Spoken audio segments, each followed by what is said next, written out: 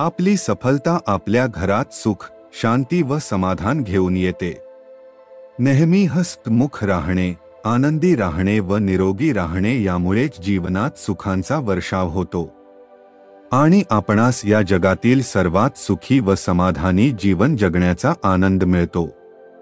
आजच्या या कथेत संपूर्ण संसाराचे ज्ञान समाविष्ट आहे आणि सर्व संकटाचे समाधान पण आहे. फार पूर्वीची गोष्ट आहे. एक नगर होते. त्या नगरात एक धनाढ्य श्रीमंत व्यापारी राहत असे. त्याचे जवळ सर्व काही होते. कोणत्याही गोष्टींची त्याला कमी नव्हती. त्याने आपल्या जीवनात फार मोठे यश प्राप्त केले होते. तो ज्या नगरात व्यापार करायला जात असे तिथे त्याला निश्चितपणे यश मिळत असे. तो आपल्या जीवनात नेहमी यशस्वी होत असे. त्याचा व्यापार वाढतच चालला होता. त्याचे वडिलांनी त्याला अशा 4 गोष्टी सांगून ठेवल्या होत्या ज्याचे तो नेहमी पालन करीत असे. त्याचे अनुकरण करत असे आणि याच गोष्टींमुळे त्याचे जीवन सुखमय झाले होते.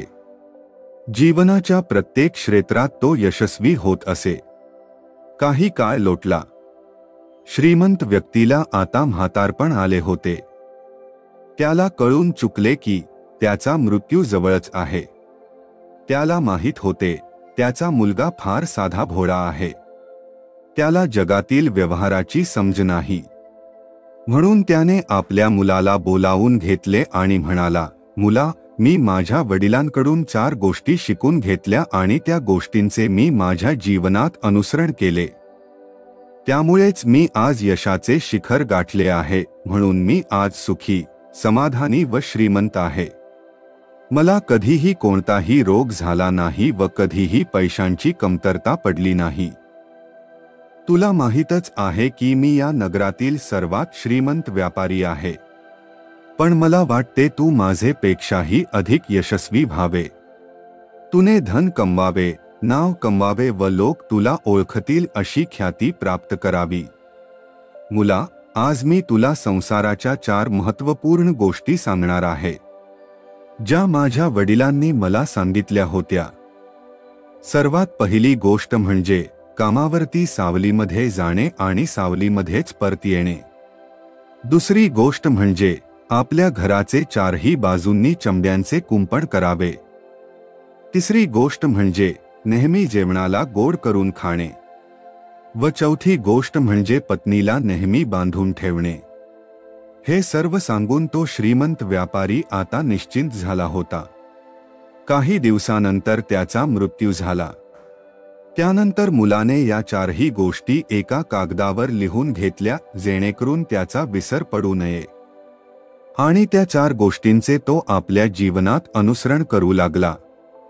सर्वात पहिली गोष्ट त्याच्या वडिलांनी सांगितली होती, कामावर जाताना सावलीमध्ये जाणे व सावलीमध्येच परत येणे. यासाठी त्याने त्याच्या घरापासून दुकानापर्यंत सावलीकरिता शेड उभारले.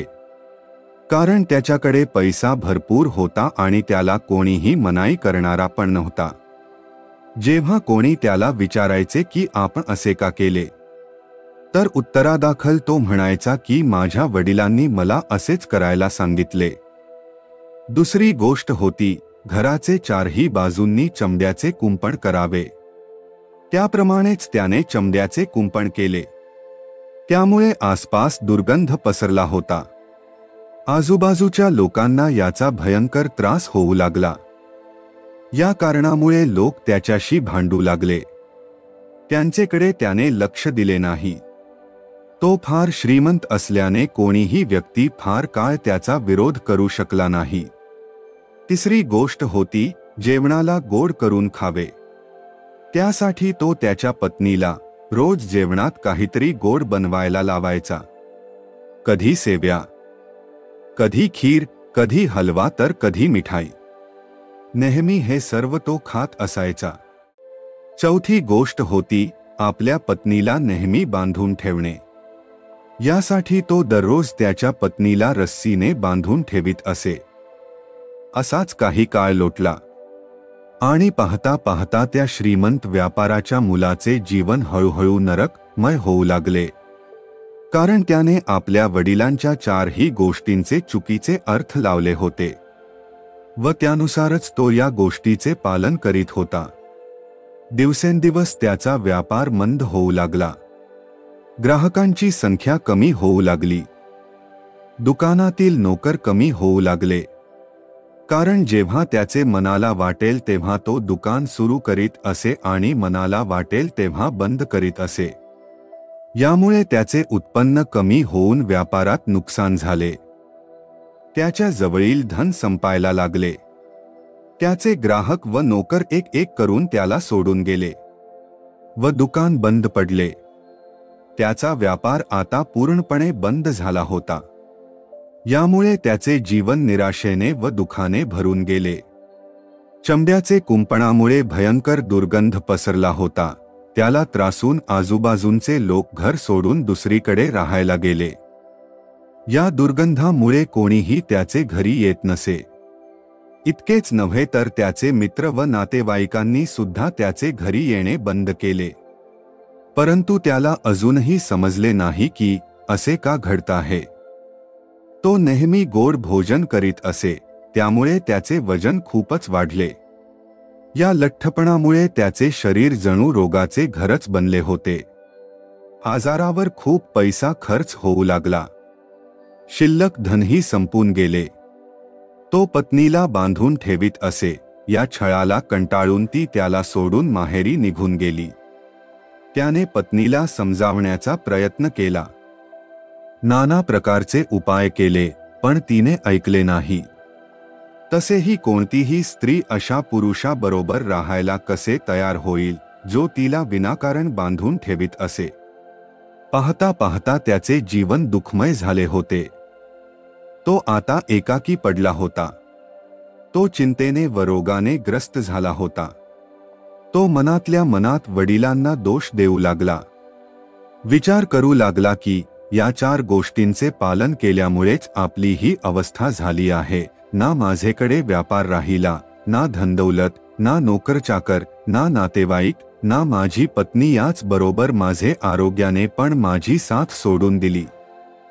या चार गोष्टींचे मी पालन केले नसते तर मी आज सुखी झालो असतो. या चार गोष्टींचे पालन करून मला काय मिळाले? मी एका आज्ञाकारी पुत्राप्रमाणे आपल्या सर्व गोष्टींचे अनुसरण केले. त्यावर विश्वास ठेवला. परंतु मीच मूर्ख होतो, त्यामुळे डोळे बंद करून आपल्या गोष्टींवर विश्वास केला असे बोलून तो जोरजोरात रडायला लागला. तेव्हा एक दिवस त्याला समजले की नगरात एक साधू आला आहे. तो सर्वांच्या समस्यांचे समाधान सांगत आहे. कशाही प्रकारची समस्या असो त्याचे तो निवारण निश्चितपणे करीत असे. हे ऐकून त्याने साधूला भेटायचे ठरवले. माझ्या समस्यांचे समाधान होईल या आशेने तो साधूजवळ गेला. त्यांच्या चरणी मस्तक ठेवून तो जोरजोरात रडायला लागला आणि म्हणाला, साधू महाराज, आपणच मला वाचवू शकता. माझ्या वडिलांनी तर माझे संपूर्ण जीवन चौपट करून ठेवले. आजपर्यंत मी समजू शकलो नाही की माझे वडिलांनी माझ्यासोबत असे का केले. तेव्हा साधू महाराज म्हणाले, हे मुला शांत हो, काय झाले ते मला सांगावे. तुझ्यासोबत काय घडले आहे? तू का रडत आहे? तुझ्या चिंतेचे काय कारण आहे? तेव्हा घडलेली सर्व गोष्ट त्याने साधूला सांगितली आणि ती चिठ्ठी साधूच्या हाती दिली, ज्यावर त्याने वडिलांच्या मृत्यूनंतर चार गोष्टी लिहून ठेवल्या होत्या. साधूने ती चिठ्ठी वाचली व जोरजोरात हसायला लागले आणि म्हणाले, तू किती मोठा मूर्ख आहेस. तुझ्या वडिलांनी तर संपूर्ण संसाराचे ज्ञान दिले आहे, परंतु तू ते समजू शकला नाहीस. तू त्याचे योग्य अर्थाने पालन केले नाही आणि म्हणतो की तुझ्या वडिलांनी तुला चुकीचा मार्ग सांगितला. जर त्यांनी ठरवले असते तर ते ह्या गोष्टी चांगल्या प्रकारे तुला सांगू शकले असते, परंतु त्यांची इच्छा होती की या गोष्टींचा अर्थ तू स्वतः समजावे. तुला जर या गोष्टींचा अर्थ समजला नव्हता तर एखाद्या ज्ञानी व्यक्तींकडून त्याचा अर्थ समजून घेता आला असता. तू जसा समजतो तसा या गोष्टींचा अर्थ होत नाही. यावर तो मुलगा म्हणाला, महाराज, आपणास काय म्हणायचे आहे? काय मी माझ्या वडिलांच्या गोष्टींचा अर्थ समजलो नाही? तसेच यात समजण्यासारखे काय आहे? त्यांनी तर सरळ शब्दात सांगितले आहे आणि मी पण त्याप्रमाणेच अनुसरण केले. तर मी चुकीचे काय केले? यावर साधूने स्मित हास्य केले व म्हणाले, मुला, ही जी गोष्ट लिहिली आहे या गोष्टीमध्ये एक गहन अर्थ दडलेला आहे, ज्याला तू समजू शकला नाहीस. यामुळेच तूने ही मूर्खता केली आणि यामुळेच तुझे जीवन चौपट झाले. परंतु आताही काही बिघडले नाही. आताही तुझ्याकडे भरपूर वेळ आहे. जर तू निश्चय केला तर कष्ट करून आजही आपल्या जीवनाचा उद्धार करू शकतो. ठीक आहे साधू महाराज, कृपया मला या 4 गोष्टींचा अर्थ समजावून सांगावा. शेवटी या गोष्टींचा काय अर्थ आहे हे मला कळायलाच हवे. साधू म्हणाला, नीट लक्ष देऊन ऐक. तुझ्या वडिलांनी तुला सांगितले होते की कामावरती सावलीमध्ये जायचे व सावलीमध्येच परत यायचे. याचा अर्थ असा होतो की सूर्योदय होण्याआधी कामावर जाणे आणि सूर्यास्त झाल्यानंतर घरी परत येणे, ज्यामुळे तुला दुकानात जास्त वेळ मिळेल, काम चांगल्या प्रकारे समजून घेता येईल व नवीन योजना तयार करता येईल. त्या कामाचा विस्तार करायला बुद्धी लावता येईल व त्या कामात तुला प्रगती करता येईल. परंतु तुने याचा चुकीचा अर्थ लावला. तुने तर घरापासून दुकानापर्यंत शेड उभारले, जेणेकरून तुला सावलीत येता येईल व परत जाता येईल. आता तूच सांग, काय तुला तुझ्या वडिलांच्या या गोष्टीचा खरा अर्थ समजला होता? हे ऐकून तो जोरजोरात रडायला लागला आणि म्हणाला, हे साधू महाराज, माझीच चूक होती. मी या गोष्टीचा चुकीचा अर्थ लावला. यामुळेच आज माझे जीवन पूर्णपणे चौपट झाले. मीच सर्वात मोठा मूर्ख होतो. माझ्या वडिलांनी तर फार महत्त्वपूर्ण ज्ञान दिले होते, परंतु मी हिराला दगड समजून बसलो. पुढे तो म्हणाला, साधू महाराज, दुसऱ्या गोष्टीचा काय अर्थ आहे? साधू म्हणाले, घराला चमड्याचे कुंपण करणे म्हणजे आपल्या घरात कुत्रा व मांजर पाळणे होय. तो तुमच्या घराचे 4ही बाजूंनी रक्षण करेल, ज्यामुळे तुमची धनसंपत्ती सुरक्षित राहील आणि तुम्ही चिंतामुक्त होऊन आपल्या कामावर लक्ष केंद्रित करू शकाल आणि तुमच्या मनात घरात चोरी होण्याची भीती राहणार नाही. परंतु तूने चमड्याचे कुंपणाचा वेगळाच अर्थ लावला व त्याचे कुंपण तयार केले. चमड्यांचा दुर्गंध पसरला व त्रासाला कंटाळून शेजारी राहणारे आपले घर सोडून दुसरीकडे राहायला गेले. हेच नव्हे तर तुझे मित्र, नातेवाईक सुद्धा या दुर्गंधीमुळे घरी येण्याचे टाळू लागले. आज अशी परिस्थिती झाली आहे की कोणीही तुझे घरी येत नाही. यामुळेच लोक तुला नापसंत करतात. हे सुद्धा तुझ्या हानीचे एक कारण आहे. साधू महाराज, हे सर्व ठीक आहे, परंतु जेवणाला गोड करून खाणे काय याचा पण मी चुकीचा अर्थ लावला. वडिलाच्या सांगितल्याप्रमाणेच मी रोज गोड खात आहे. यामुळे आज माझे वजन फार वाढले आहे.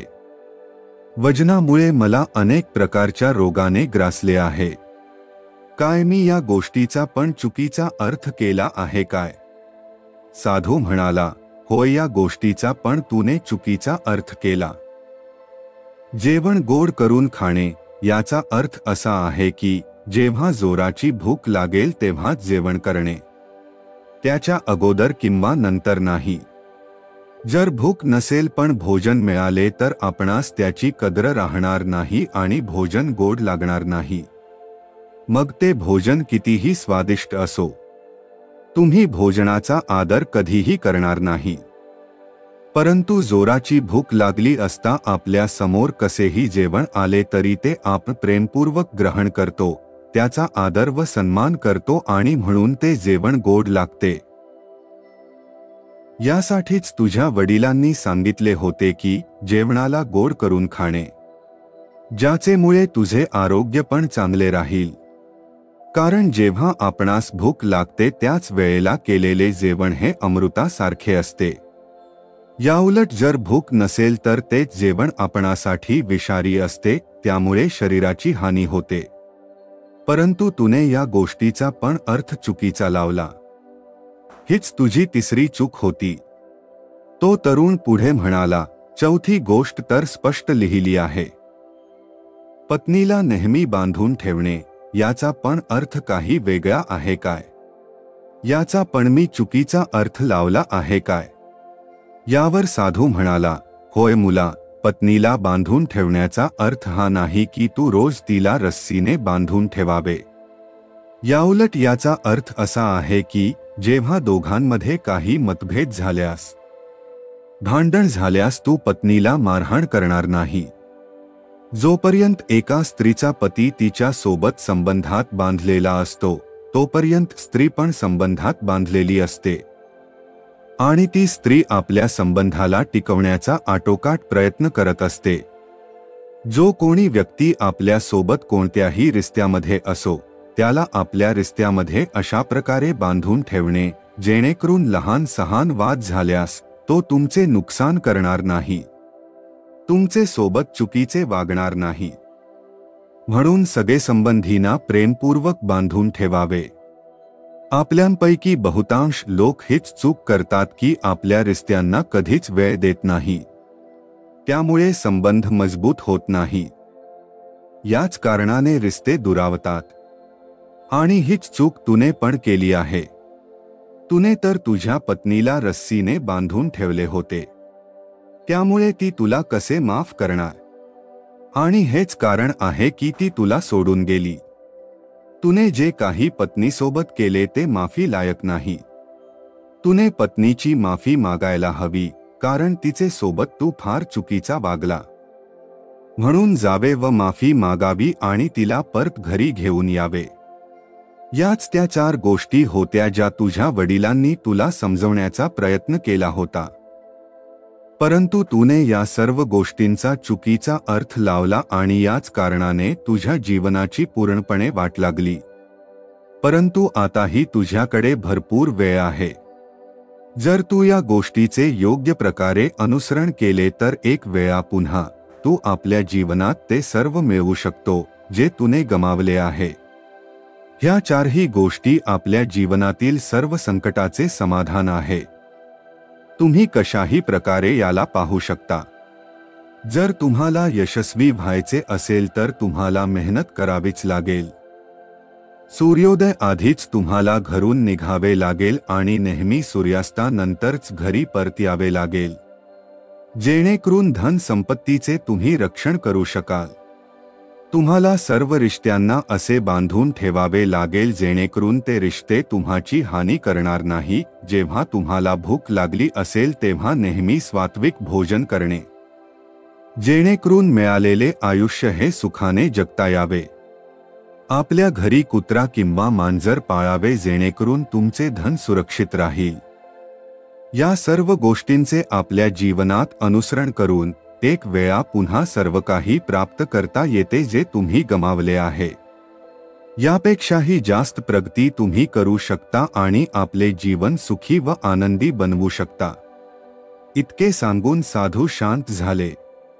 श्रीमंत व्यापाऱ्याच्या मुलाला आपल्या सर्व चुका समजल्या होत्या. त्याने साधू महाराजांना प्रणाम केला आणि तो घरी निघून गेला. त्याने या 4 गोष्टींचे योग्य अर्थाने अनुसरण केले आणि आनंदी व सुखी जीवन जगू लागला.